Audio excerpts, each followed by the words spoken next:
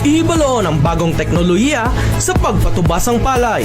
Ano ba lang mga pamaagi agud malabot ang masaganang ani at mataas na kita? Mga mangunguma, pasanyugo ng kaalam sa Palay Eskwelahan sa Radyo. Smart Rice Agriculture. Ginadulong sa inyo sa Department of Agriculture Western Visayas, kaupod ang Agricultural Training Institute, Philippine Rice Research Institute, Philippine Center for Post-Harvest Development and Mechanization, kag sang Office of the Provincial Agriculturist.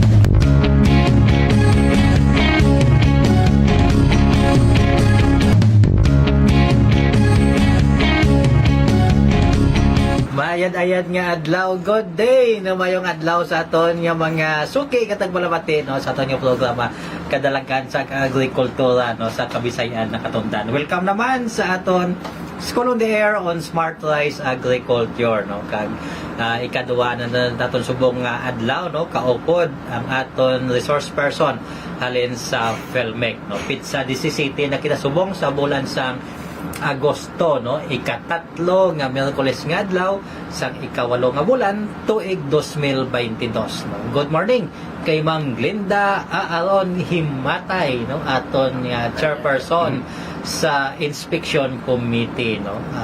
Good morning man kay Sir Idol Ray Hinini no sang Gimbal Iloilo, kay Ma'am April Joy Di Pamailo, kay Manong Berting no sang Barangay Nalbang, Leon Iloilo no. Medayad gid nga aga sa inyo. Welcome naton aton nga resource person Engineer Romar Arino. Sir Romar, good morning, mayong aga sa imo. Ayan, good morning Sir James. Nakita na kita liwat Sir James nga no. Yes. Mayong aga man sa aton nga mga partners sa mga municipal agriculture office naton sa LGU Sir James. So tamyahon man naton sa maayong aga aton nga mga partners kag mga technicians naton nga tagpalamati subong. Kag of course, labi sa tanan, maayong aga gid sa aton nga mga farmers nga tutok gid sa pagpamati sa aton nga programa. Good morning. Yes, Sir Omar no, nagligad nga adlaw no, we have been discussing no ano ang importansya sa record keeping no sa mga FCAs naton, farmers, cooperatives no and associations nga ang kinahanglan nila iniipakita no para nga maka-avail sila sang aton nga farm mechanization interventions no halin sa Felmec. Na-discuss man naton kahapon Engineer Arino no ano ang source sang fund naton no sa aton nga 5 billion no nga budget intended only for farm mechanization no halin ini sa RCEF nga ang RCEF no pinaagi ini no sa implementasyon naton sang RTL no Authorized Tarification Law. Kag also Engineer Arino no partly na discuss nato man kahapon ano ang mga requisitos no nga kinahanglan i-submit ni farmer no o kon sang farmers associations naton sa aton nga departamento no lamang nga maka-avail sila sang sining nga mga farm mechanization. So engineer no pwede nato maliwat to ano ang apat to ka mga requisitos? Yes, Sir James. So, kinahanglan nila nga mag-submit sa letter of intent nga nasulat kung ano ang ilang mga kinahanglanon nga mga makinarias. Then, supported ini sang ilang board resolutions. Then, lakipan na nila sang ilang copies sang ilang registrations.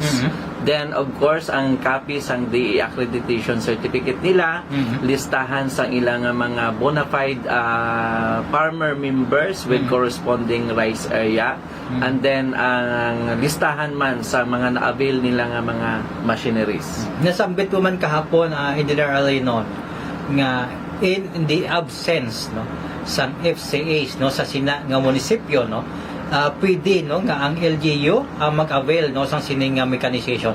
The same man bala Engineer Arino ang mga documents nga i-submit ni LGU. Yes, Sir James, may kinalain lang nga jutay sa aton nga LGU. So, kapag sa LGU ang ilang nga iga-submit ang intent lang, then ang SP resolutions nila nga gina-authorize nila ang mayor to enter memorandum of agreement. Then ang listahan sa mga farmers nga could be maka-avail sang services sang ilang mga machineries nga gina-intent. Then kag ang listahan man sang machinery kung may ara nga nga inventory ang LGU. Engineer, no, bago lang natapos ang eleksyon, engineer, no. We understand, I hope nga wala sing may mga pending applications, no, ang mga LGUs naton in the absence, no, sang FCAs, no. But if there are pending applications, engineer Alino, no, and ang nakalodge pa, no, nga signatories, no, sa aton nga application sa PhilMec, no, for the availment of farm mechanization is ang dati naton nga mga opisyalis Engineer Rino. Kag sa subong kay may bago na kita nga elected officials, do we need nga mag-submit sila Engineer Rino sang bago nga resolution o kun other documents. Yes, Sir James, tama ina kay during sa aton nga mga delivery, dinid gid naton ang mga magpapirma kita sa mga legal documents Yes. naton. So that's why kinanglan nila nga i-update lang ang ilang applications kung still interested yapon ang aton nga mga LGU sa pag-avail sang programa.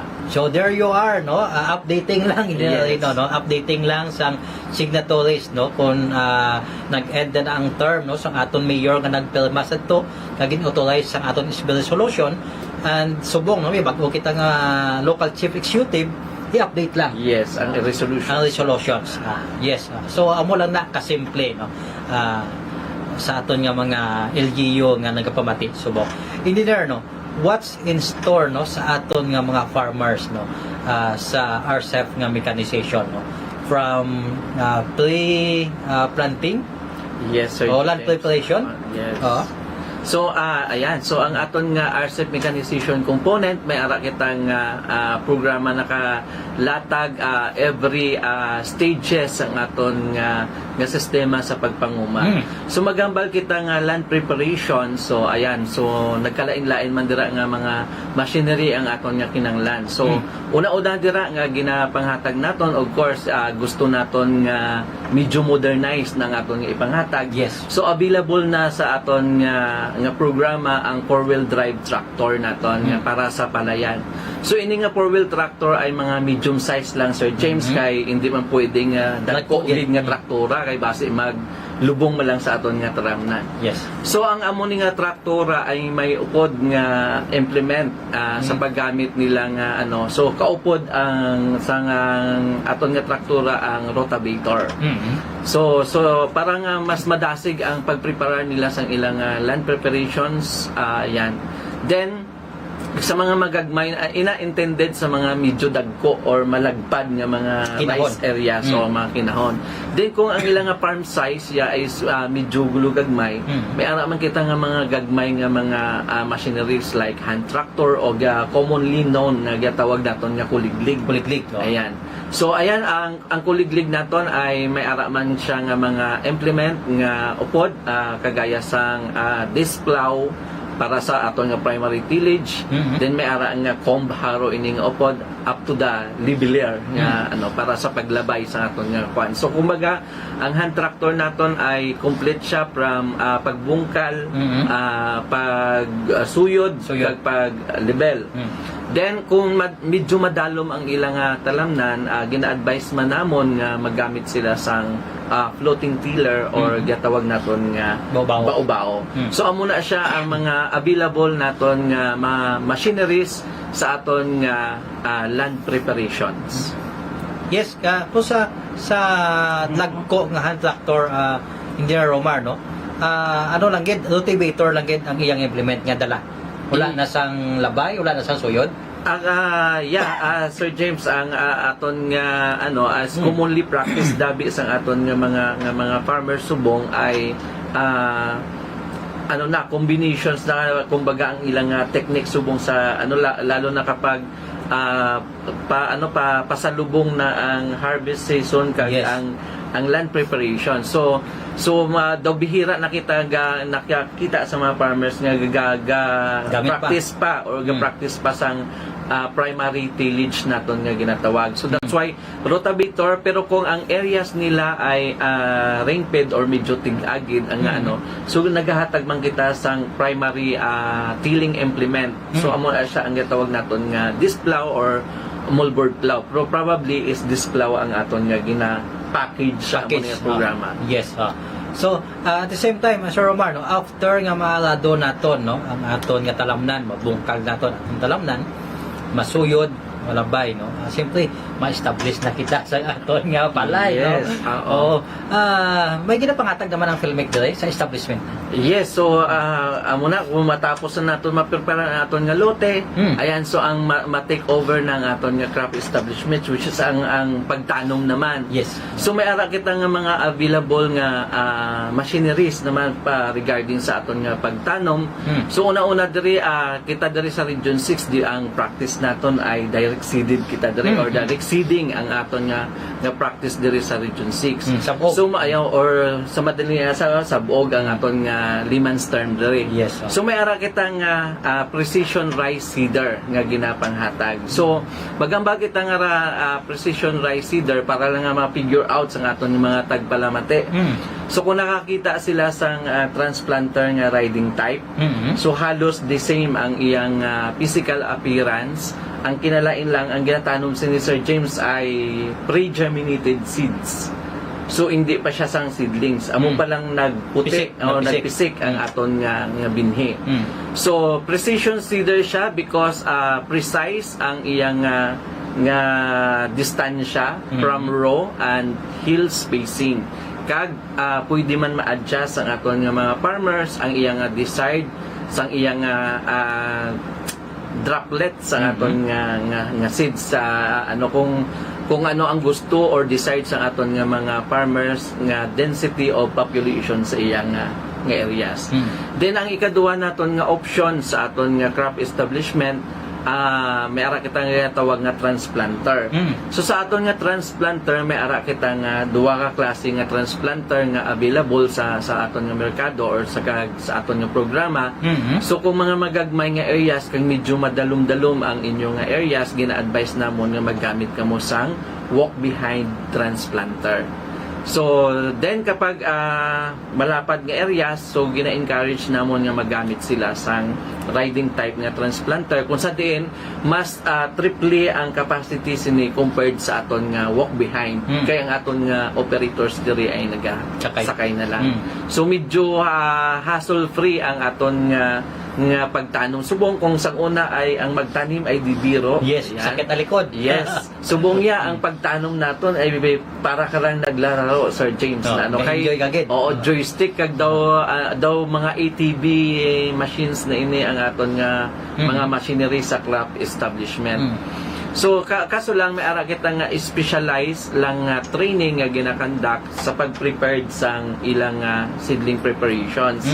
Because kinanglan nila sang soil media diri sa seedlings. Of course, kinanglan gid sa aton nga mga farmers ang pagpili lagi isang dekalidad nga binhi nila nga ginatanom. Then soil media kag of course ang ilang pag-alaga sa environment sang seedlings kasi recommended naton diri ay itanom nila sang 14 days to 19 days ang aton nga seedlings. Kumbaga from day 0 to day 13 ay kinanglan nila nga in-nursery pa ang ilang nga seedling. So medyo matrabaho sang jutay ang aton nga transplanter compared sa aton nga precision seeder nga mahulom tapos tawag sa isang sa aton nga buot Buot. or pagbukot sa aton nga seeds din. Pag nag-pre-germinated na siya, air dry lang ng konti, pwede na naton nga itanong. Pero ang aton nga transplanter, it takes mahulat pa kita sang 14 días bago siya ma-transplant or mailipat sa aton nga tanuman. So amo na siya ang that's why there is aton nga area sa Region 6 ay gina-expect namon nga mas adaptable ang precision seeder because ang aton nga areas diri ay rain-fed kag ang practice naton sabog. Engineer Omar, no? Interesado ako sa precision seeder, no, nga ginamit lang nimo. Ano ang kinalain sini Engineer Omar, no, sa ginatawag naton no nga drum seeder sang una at the same time no sa aton nga ginatawag nga granular applicator. Ayan, so ang kinalain sini sa nambal nga sa ngalan niya palang precision seeder nga so Ah. precise sa nambal ko na kanina. Yes. Precise ang iyang Eksakto spacing, yes, iyang spacing sa between rows kag between hills.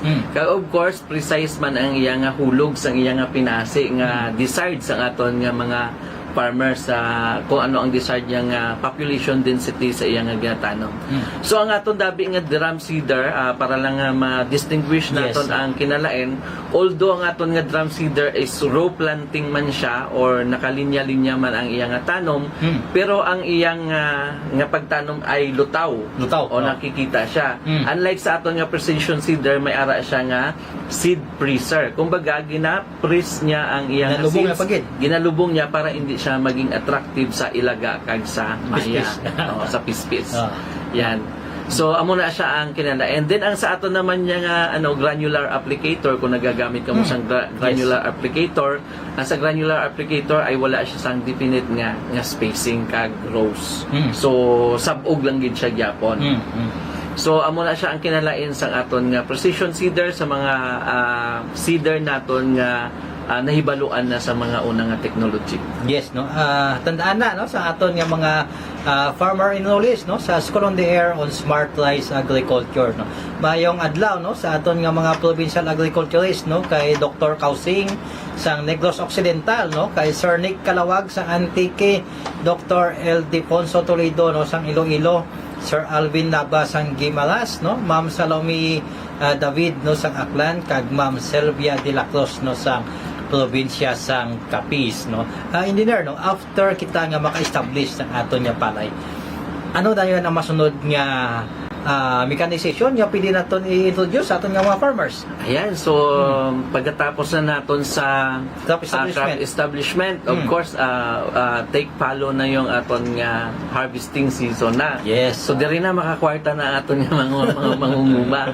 So ayan, so may ara kita nga available nga mga technology sa aton nga harvesting and threshing. So kung mga magagmay ang aton nga ulumhan, ayan, so may ara kita nga gina-recommend nga reapers, mga reaping machines, ayan. So kaso lang kung dapat may reapers ka, tandem niya dapat ang threshers in Threshers. order nga maka-produce ikaw sa gatawag naton nga tinlo nga tinggas na. So then ang ikaduha naton nga machine sa mo ni ang agaw lagi sa merkado, Sir James, Yes, ang gatawag naton nga combine harvester.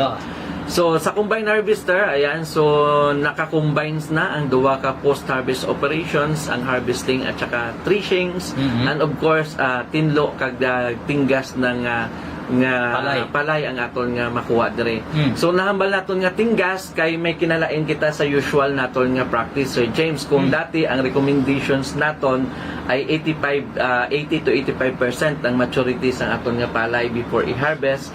Once nga mag-mechanize sila using combine harvester, dapat ay nasa 95 to 98% ang ripening ng ilang nga palay. Bot silingon luto na luto gid, Yes, Sir Omar. luto na luto. Kay dara naton masukat ang aton nga mas manami or mas efficient sa ang aton nga combine harvesters, kag mas makita naton nga more sa tinggas ang aton nga makuha rather than kung mag-harvest kita sang 80 to 85%, makita naton nga medyo greenish pa ang iyang ang aton nga makuha nga produkto. So that's why nga we are recommending na dapat nasa 95% ang ilang ripening sa aton nga palay before i-harvest sang combine harvester. Yes, after naton nga ma-harvest no plan naton habal mo maakagid no damo gid ang gusto nga makabaton no sang combine harvester engineer Areno no after sa ma-harvest naton simple kinahanglan ugahon naton no kay dapat mauga dayon para hindi mag-itom ma-maintain naton no ang kalidad sang aton nga palay, engineer. Ano naman ang aton nga hatag no sa aton nga mga farmers? So of course, wala kita naghatag sang multipurpose drying pavement. Wala. Kaya ang nahambal sa aton sa batas ay ng machinery. So ang drying pavement naton ay Entra. Yes no, maayad-ayad nga adlaw no sa mga farm service providers nato, no, hindi na naton engineer maisa-isa aton yung mga farm service providers, no, kay balan ko Damo na sila. ikatatlo na nga tuig, no, nga hatag sang FELMEC, no, sang interventions damo na gid sila, no, nga naka-avail diri sa Western Visayas, no, kag damo pagit pila engineer, no. Yes. We have been discussing, no, sa previous, no, nga mga minutos, no, all about, no, sa drying na naton, no. Nasambit mo engineer, no, nga wala ka mo naghatag sa multipurpose drying pavement. Ano ang Yes. ginahatag ninyo? Yes, tama Sir James. Kay sa nahamba ko na ay nalakip siya sa infrastructure naton. So Yes, ang gina-recommend naton diri ay ang mga mechanical dryers naton, like batch type recirculating dryers. Ayan, so ang mobile dryers, Sir James, ay medyo limit mga mi sa pagpanghatag or ano kasi na-observe man namon sa paglibot-libot diri sa region size daw medyo limited ang utilization sa aton or adoption sa aton nga mga farmers sa mobile dryers. So that's why nga ang naisip namon actually Sir James, first time namon sa 2022 manghatag pa lang sa mga mechanical dryers. So ang aton nga nalakip sa programa ay ang recirculating batch type nga recirculating dryer nga may capacity nga 6 tons. So ini siya ay driven sa electricity. Then ang iyang nga fuel ay may option ang aton nga farmers. It's either biomass or petroleum based. Yes. So kay sa subong limbawa ko na petroleum based ang dabi kita medyo mahal ang iyang cost of operations because sa kamahalon lagi sa subong petroleum naton, kaya may option aton nga farmer nga magamit sang mga biomass kagaya kasubong sang rice hull. At the same time, engineer, no, grabe, hindi nagit subong profitable, no, kung magamit kita sa petroleum based, no, nga Yes. mga makinaryas, no. But nonetheless, no, ginatingwaan gid sa aton nga mga sa aton gobyerno, no, nga mahatag ang mga cost efficient, no, nga mga machineries para sa aton nga mga manguma. After naton, no, nga madry, still may mga interventions pa kita para sa storage facilities in the air. Ayan, so pag abot siguro sa storage, storage, Sir James daw medyo kita da kay magamba kita nga storage. We are talking about more of infrastructure, Yes, which is wala sa term of reference ang aton nga programa Mechanization, or mechanizations kay facilities or machineries lang ang nalakip dito. So we can provide siguro kung for those nga associations nga mag-engage sila sa rice business industry or rice trading nila nga ginatawag. So pwede kita makapag-provide sang mga modernized nga rice mills.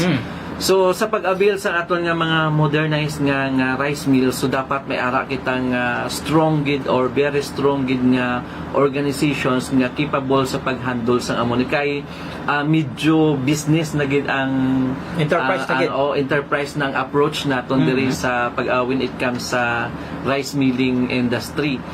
So that's why nga selected lang hindi tanan matagaan naton sang sang rice mills kay maguba man aton nga industry kung tanan nga mga farmers nag rice business, di ba? Yes. So kaya ang gusto naton that's why nambal ko nga modernized nga rice mill because ang gusto naton nga matabo diri nga ang ma-produce naton nga quality ay premium quality of rice.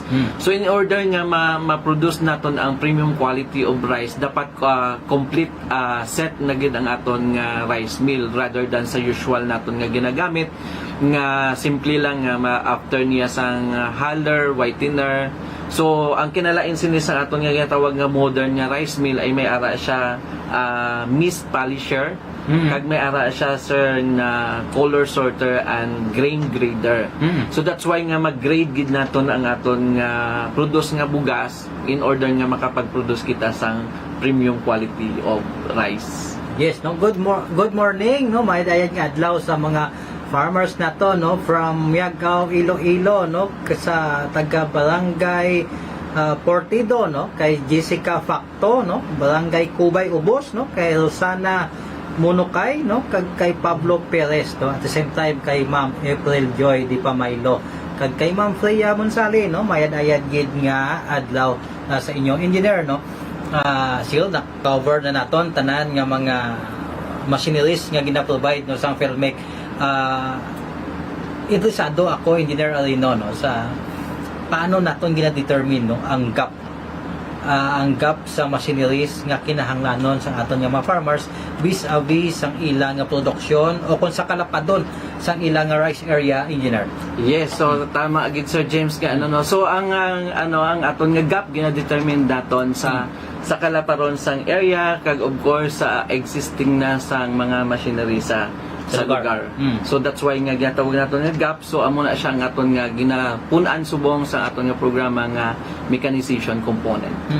So kung ma-determine naton ina, amo na nga mga machineries ang ino-provide daton ang kulang. Yes Sir James. Oh.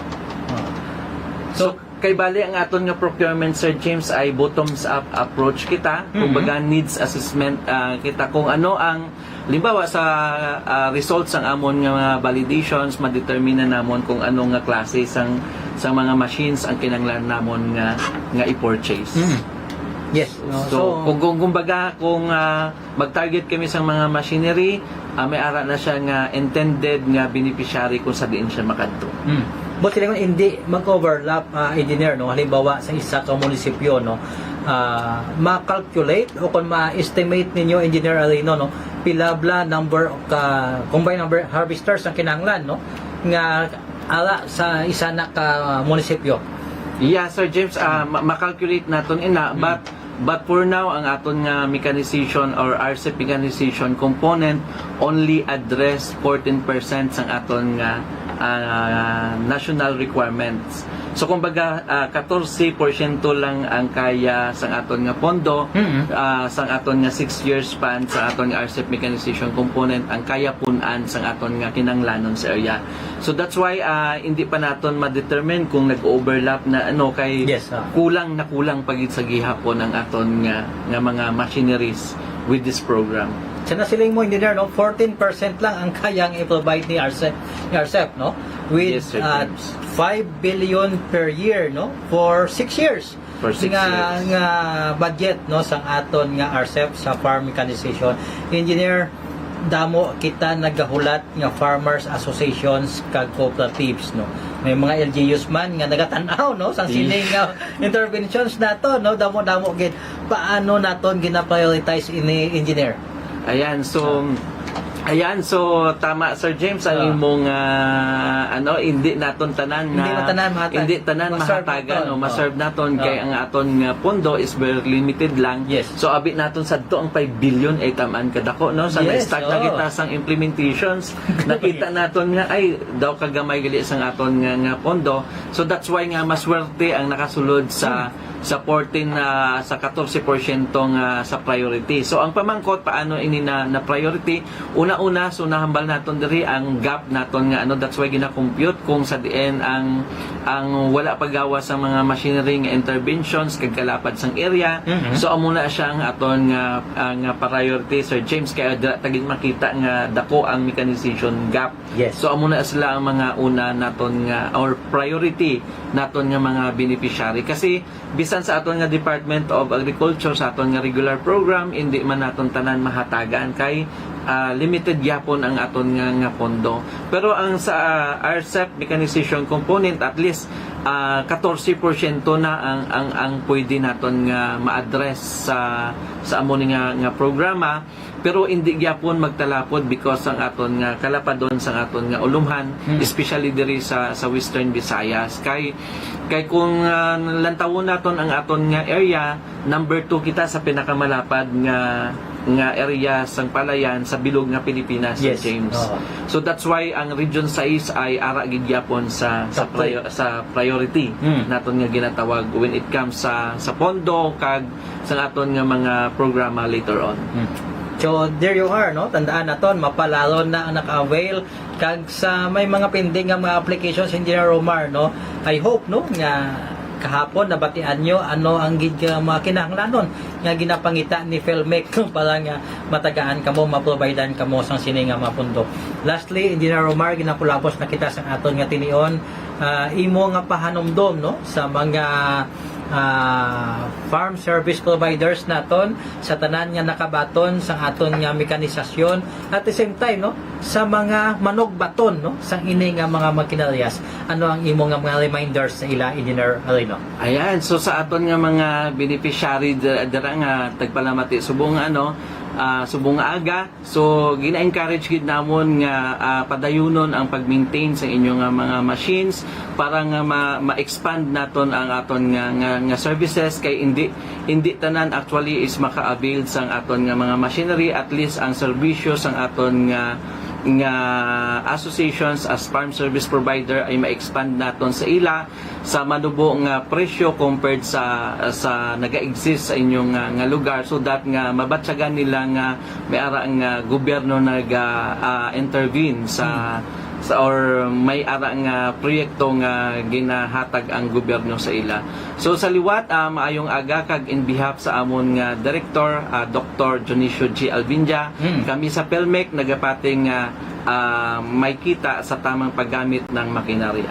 Yes, salamat gid Engineer Arino no sa tinion duha ka adlaw no sa gunson nga pag-upod mo sa aton nga programa School on the Air on Smart Rice Agriculture. No, we hope no nga ang tanan nga impormasyon nga nakuha nato no kay Engineer Arino tandaan gid sa aton nga mangunguma kag ipagkabuhi nila labi na gid sa mga nagatanom sang palay no makinarias halungan gid naton no kag kinahanglan ang kita sa aton nga makinarias tagaan gid naton sang portion no nga para gid sa iya nga maintenance para nga damo gid sa mga farmers ang maka-avail sang iya nga serbisyo no. Sa ngalan sa aton Regional Executive Director Remelin Ricoter no kaupod kay Engineer Omar Arino no kag kay Ma'am Sheila May Toreno no may tayad pa nga adlaw kay Siloy o Heryo no sang Tigbawat Iloilo kag kay Armando Imano no sang Igbalas.